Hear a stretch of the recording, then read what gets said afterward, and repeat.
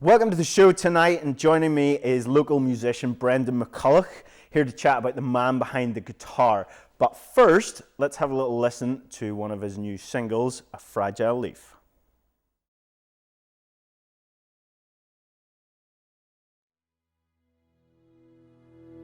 I saw a man in a box, living in a very dark place.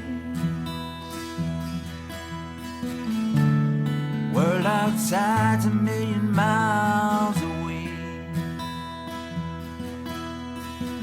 His face told a story of fading years,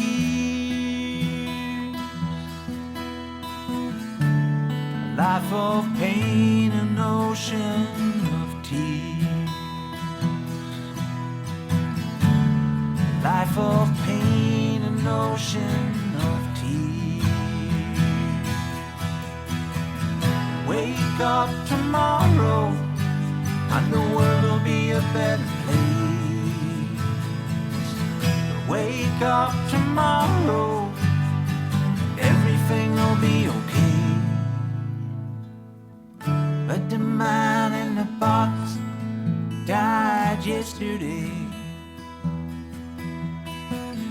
like a fragile leaf on an autumn. Some people gathered as they took him away.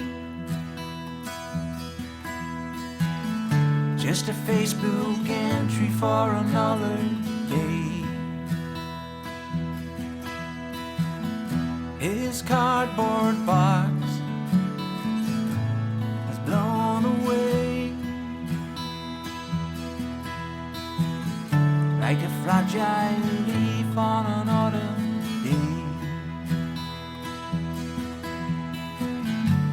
A fragile leaf on an autumn day. Wake up tomorrow, and the world will be a better place.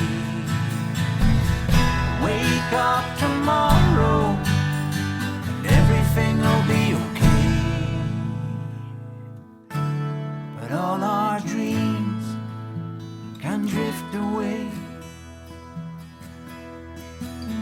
like a fragile leaf on an autumn day.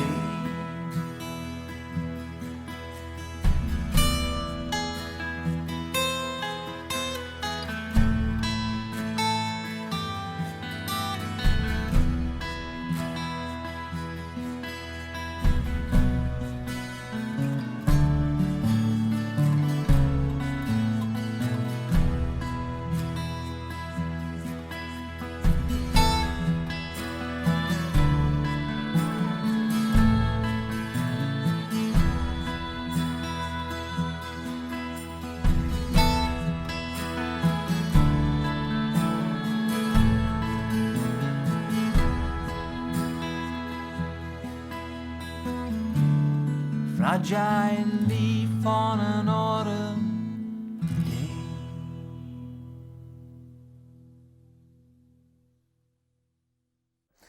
day. Brendan, thanks for joining us here in the studio today. I want to start where I kind of start with most musicians is, where did it all start for you?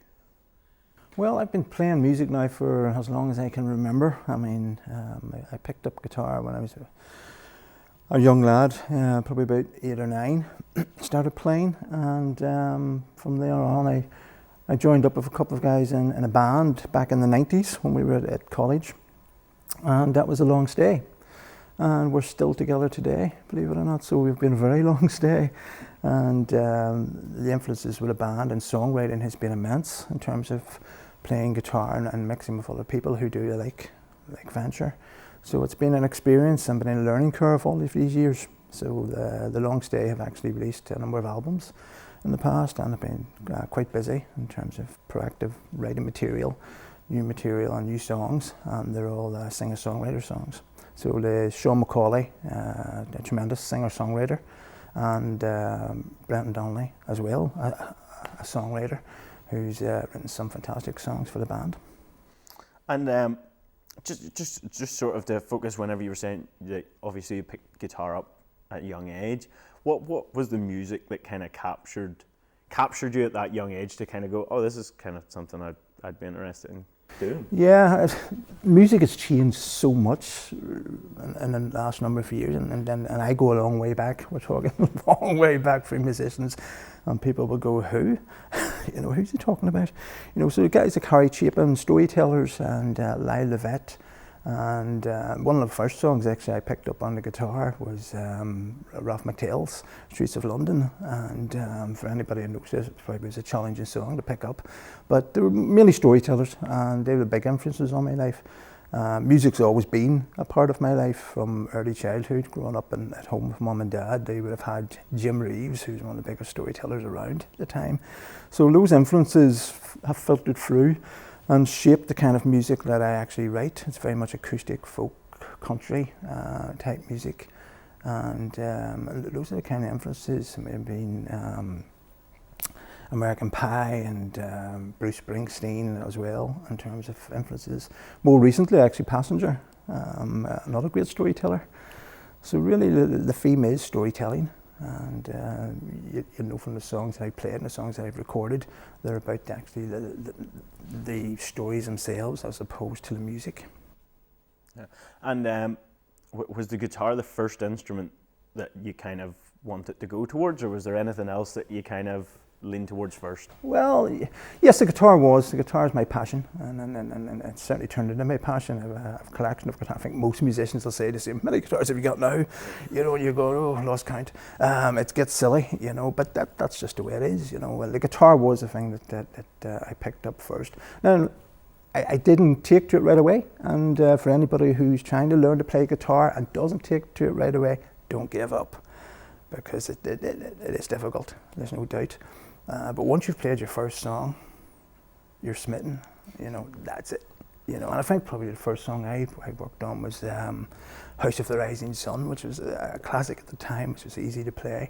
But once you've played it and you've got a couple of chords strung together, you're off and running. But I put the guitar down for a number of years because I just didn't get it.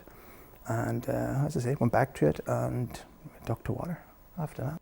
What was the switch for you that made you want to write your own music? Well, I think I mentioned it earlier, the biggest influence was joining up with other people. It's only recently that I've taken to the writing. I tinkered around the edges, but I didn't write full songs, and there was stuff that I put away and banked for another rainy day that I would go back to, and I never went back to, And it was really during the pandemic where we all were able to focus more, particularly musicians. I mean, the pandemic was tragic in so many ways for people and devastating for many. But on the opposite side of that, there were some positives that came out of it. And I think for musicians in particular, the biggest positive was that we were able to focus more on what was important in terms of the music side of things, never mind anything else.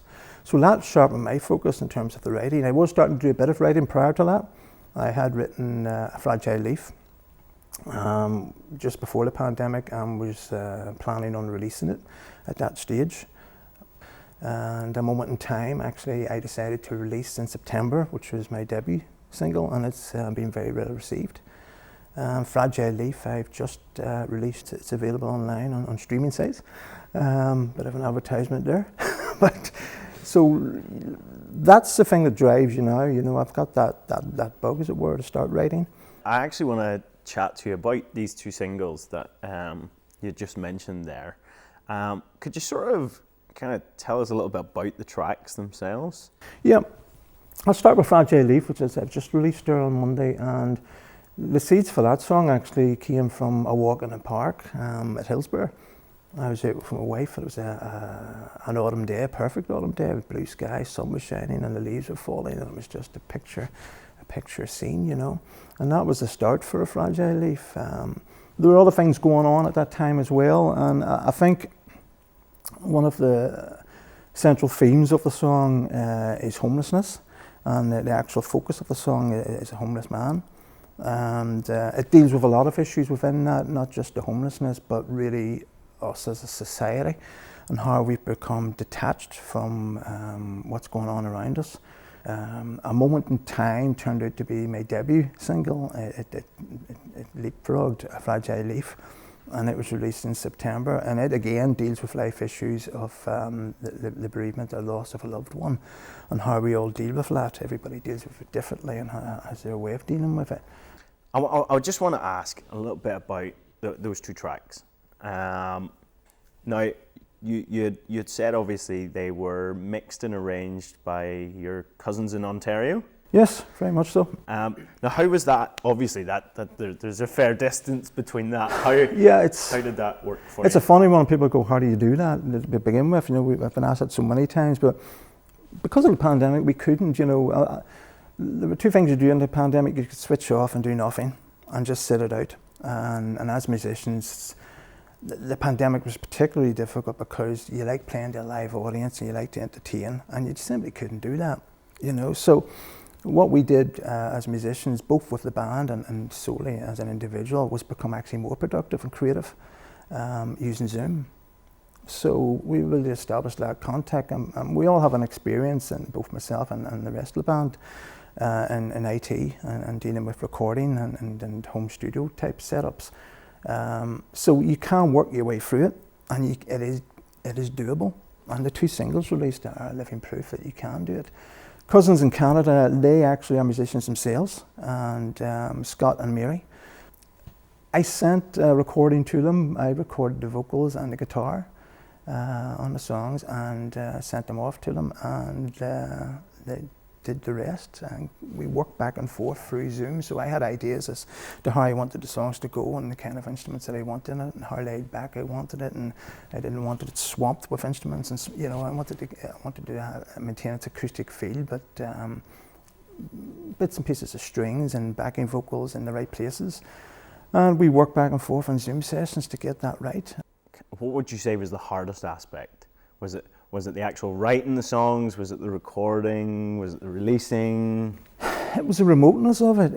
You're used to doing recordings in the real world, where you go into the studio and you're with musicians and you're with your colleagues and your bandmates, and you're just not doing that. You're doing it over a screen, and you're talking, and there's nothing that substitutes sitting in a room with musicians playing around in a circle, yourself sitting playing in a circle and bouncing ideas off each other, and then hearing something that maybe you just don't hear over a Zoom session, and you don't have the same time frame and attention span to do it. But the Zoom worked exceptionally well, I have to say. It's not knocking it, but there's nothing that replaces live interaction with people. So we're going to hear this new track now. What's the title of it? The title is Never on Your Own. Brilliant. Let's hear it now then.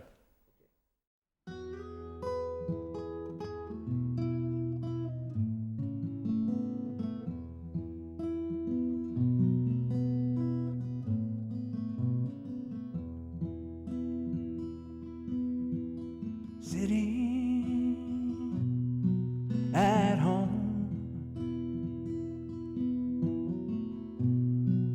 watching time go by,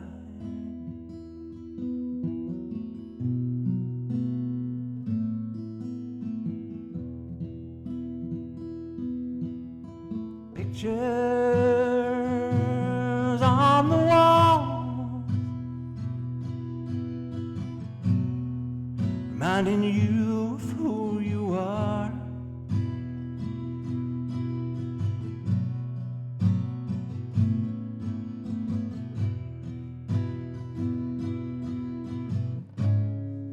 When I close my eyes,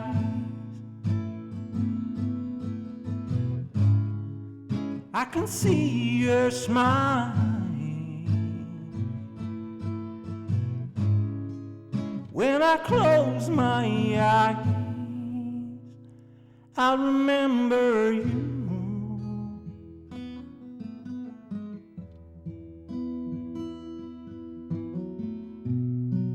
You're never on your own.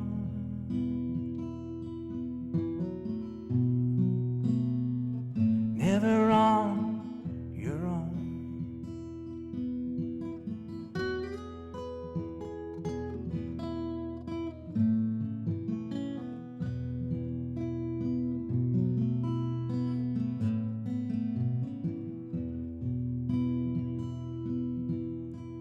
Memories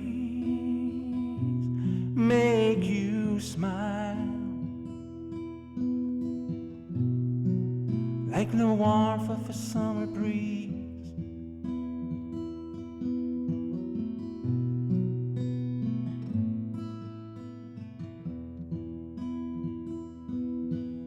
And people passing by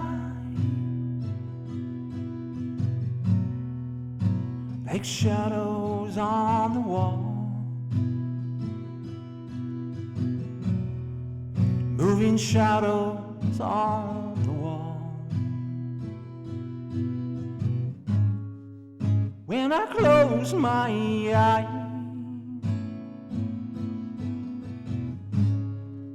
I can see your smile. When I close my eyes, I'll remember you.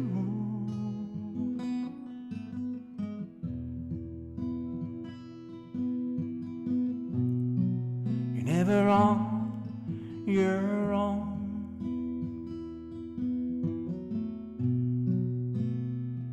Never on your own.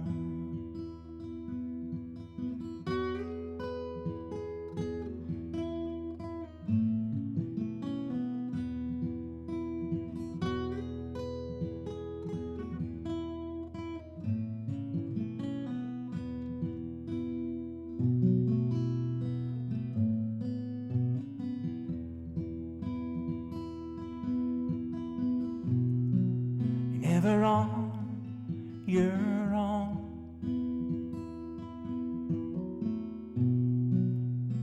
Never on your own. So Brendan, going back about 2 years ago, the whole world was kind of looking like we were coming out of the pandemic. A little bit of hope was arising, and we know that the kind of entertainment section was kind of the first out the door and the last back in. What was your kind of initial thoughts whenever the pandemic hit? The live playing, you're not going to be able to go out and play live, which is the mainstream for musicians. That's what keeps you going, you know. And for many musicians, it's their bread and butter, you know, and that just stopped, you know. And even now, I think I haven't played since the pandemic and still haven't played. I've been obviously focusing on the recordings and releasing material, but there's still that fear factor there, particularly if you've got vulnerable people around you that you just have to be more careful about.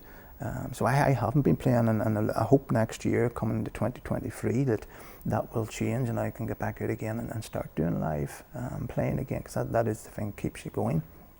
But I think the hardest problem was not being able to go out and play before a live audience. During the pandemic, how did you adapt? Like, what challenges did you face yourself? Well, to be honest with you, I mentioned it earlier, with both the band and myself and personal crusade to start writing, we became more productive and actually more creative.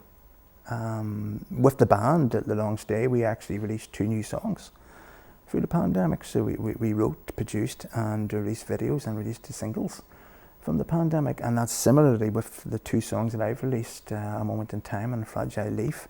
Both were really, although Fragile Leaf was born before the pandemic, I actually didn't release it and I sat on it until now. But the pandemic allowed us to become actually more creative and to release material and put videos together. And I think you're going to find that from the pandemic with a lot of artists. You're going to find a lot of new stuff maybe filtering through and starting to come through onto the marketplace that simply wouldn't have been possible. It wouldn't before the pandemic, because when you're out live playing and you don't have the same sort of time, maybe not even the same sort of energy to devote to writing and producing material. So hopefully there will be positives to it, and there will be materials and artists as well, because I believe a lot of people would have picked up instruments when there was nothing else to do and learn a new skill. So maybe we will see even new artists coming through and new singer-songwriters that simply didn't exist before the pandemic. Yeah. And did you join, obviously with your band and stuff, but did you join the other musicians around the world in doing any live sessions on social media or anything like that? Yeah, we did a couple of things. Sean actually ran a couple of not podcasts, but playing sessions for MS. And we put together a number of sessions where we were playing music to entertain people throughout the pandemic. And a number of artists locally got involved in that, which was excellent. So those sorts of things were valuable and were great to do. What's your plans for kind of the next year ahead? Like, what's next for you? I touched on it there, getting back out, playing live again is a big must. But focus is going to be on some of the material I'm currently working on. I'm heading towards potentially my first EP, and then beyond that, building upon that to release an album, my debut album, if you like. So they're the goals that I would have. And where can people go to kind of keep up to date or listen to any of the new releases? Well, they're all on YouTube, and they both singles are now released across streaming platforms, Apple Music, iTunes, Amazon Music, all the standard streaming sites, and Spotify. They're all available there. If there's any young viewers or anybody watching out there that's looking to maybe pick up an instrument, or maybe they've picked up an instrument and they're looking to start that gigging journey that they're wanting to do, what advice would you give them? First and foremost, it's not easy, and I appreciate for anybody picking up a guitar or singing, even never mind playing an instrument, it's difficult to get up before an audience or get up before people who you think are going to be critical of you or I think you're not doing a good job. There are lots of venues locally that are encouraging and help musicians to get over that. It's almost like a stage fright. There are some people that have absolutely no problem with it. Let me at the mic. And there are other people who need a lot of encouragement and need confidence to get up and do that. Venues like the Sunflower, American Bar, other venues across the country where people sit and listen to you and encourage. And you will get a wealth of musicians there who are there to assist and help you along. And they're the best venues to play at. Do you think kind of nowadays the music industry is very fast paced in terms of it can almost be hard to find your way into the groove with everybody else? Yes, you've hit the nail on the head. Absolutely. It is very fast paced and it's very competitive and it's very commercial. And that can be very difficult for any artists, particularly singer-songwriters on the independent labels or independent, trying to make it. Northern Ireland is saturated. We've got a wealth of talented musicians and singers, and it's very difficult for artists to shine and to stand out if that's what you want to do. I mean, a lot of people just because they're passionate about it, but if you want to shine and stand out, you're not going to do it. There's too many people doing it, you know. Don't be afraid to reach out. Where we live in a global market, you're at the click of a button to attach yourself to the rest of the world. Send your music out, but you've got to be prepared to work at it. You've got to be prepared to make the effort and get the stuff out there and take the setbacks as well, because you may send out 100 pieces and get 2 or 3 pieces back of people who actually decide to reply to you. But those 2 or 3 people are the most important.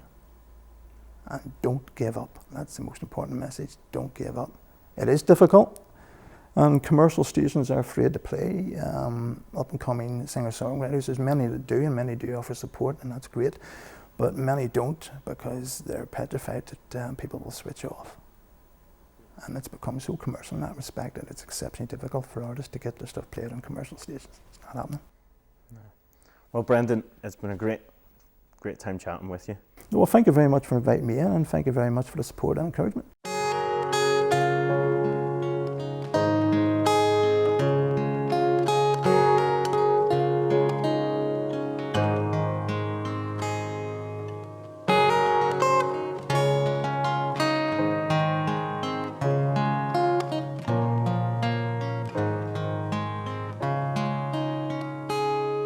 I walk along this lonely shore, and the mountains stretch for miles. I'm wondering what you're doing now. I'm longing for your smile. The winds blow and the seagulls glide. Sun shines on the shore. I'm wondering what you're doing now. by my side. I need you by my side. I'll walk in your shoes and you'll walk in mine. We'll walk till the sun goes down. I'll take your hand, you'll take mine. We'll capture a moment in time. We'll capture a moment in time. Day is done, sun's gone down. The moon shines on the sea. I'm wondering what you're doing now as I drift off to sleep. It's a new day and the snow has come. I'm stood in this sad place. I'm wondering what you're doing now as I lay my flowers in place. I'm wondering what you're doing now as I lay my flowers in place.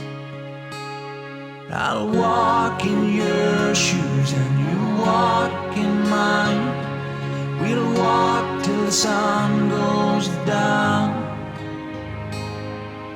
I'll take your hand, you'll take mine. I live for that moment in time.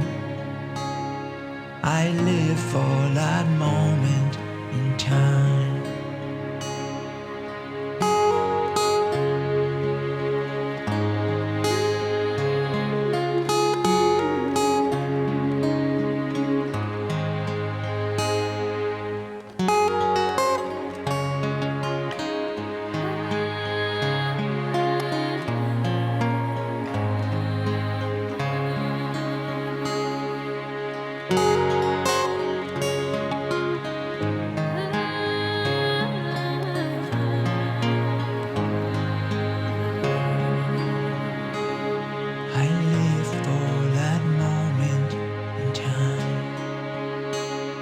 I live for that moment in time.